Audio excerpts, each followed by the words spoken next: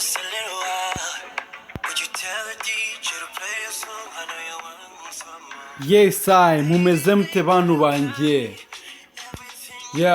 Ikaze kuri Ibihangange TV muri kumwe n'umuhungu wanyu Ruhinda rwa Kazigaba. Mumeze mute bantu banjye. Uyu munsi rero niki tugiye kuganiraho. Uyu munsi tugiye kuganira ku ngingo ivuga ngo ninde mwami w'umuziki nyarwanda. Umuziki nyarwanda ni umuziki uri kugenda utera imbere urebye ahantu wagiye uva mbere y'intambara, mbere ya jenoside yakorewe abatutsi mu 1994, nyuma yaho ukaza ukevoriwa kugeza ubu ngubu uri kugenda ufata intera, ndetse aho indirimbo nyinshi zigiye zitandukanye zitangiye kujya zikinwa mu mateleviziyo akomeye mu bihugu birimo za Kenya, Tanzania, u Rwanda, Uganda. Usanga nyine izi ndirimbo ziri kugenda zifata indi ntera.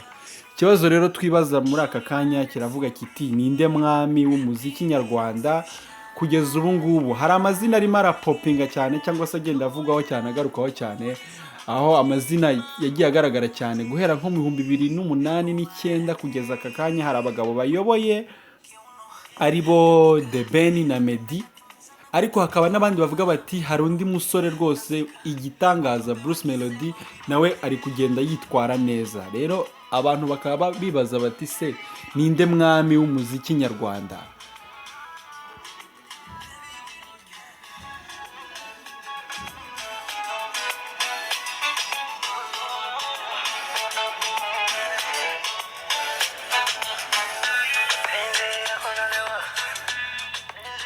Nkuko nababwiraga rero, inkubiri iracyakomeje, abantu barakibaza ninde mwami w'umuziki nyarwanda. Abamwe baravuga bati ni Ben, abandi bakavuga ngo ni Meddy, abandi bakavuga ni Bruce Melody. Urujijo ni rwinshi cyane. Muratubwira muri comment, uratubwira uwo ukunda, uratubwira facts. Hari abavuga bati uyu muhungu igitangaza Bruce Melody yakoze ibikorwa bitandukanye, nta muntu wabicaho, harimo nko gutwara Guma Guma, gukora contract akomeye cyane, gukorana n'ibigo bitandukanye, agasinyira contract akomeye cyane. Ariko abantu nanone bakongera bakavuga bati nanone uyu yaje nyuma, nta mpamvu yo kugira ngo mumwite king. Yaje mu 2012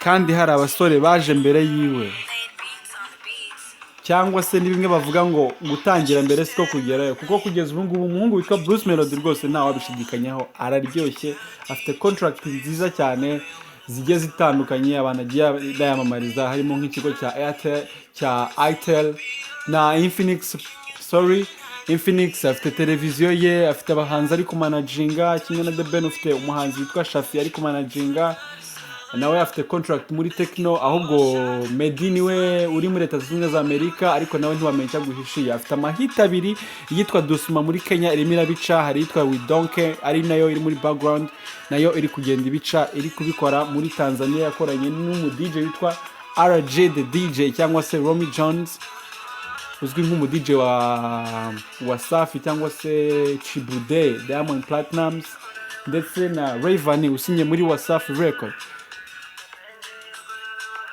Wowe urabyumva ute? Uratubwira muri comment hasi, utubwire uwo wumva ko ari king w'umuziki nyarwanda hagati y'aba basore uko ari batatu, igitangaza Bruce cyangwa se Bruce Melody, Ngabo Medard Gilbert cyangwa se Meddy, ndetse na Mugisha Benjamin uzwi nka The Ben.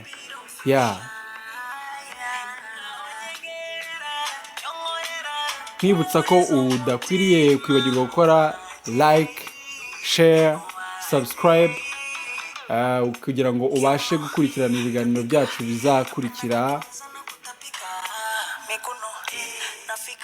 Tugenda twimanukira. Ngayo nguko kudesida n'ukwanyu, muratubwira muri comment uko mwumva, uko mubona biba bihagaze. Ciao ciao.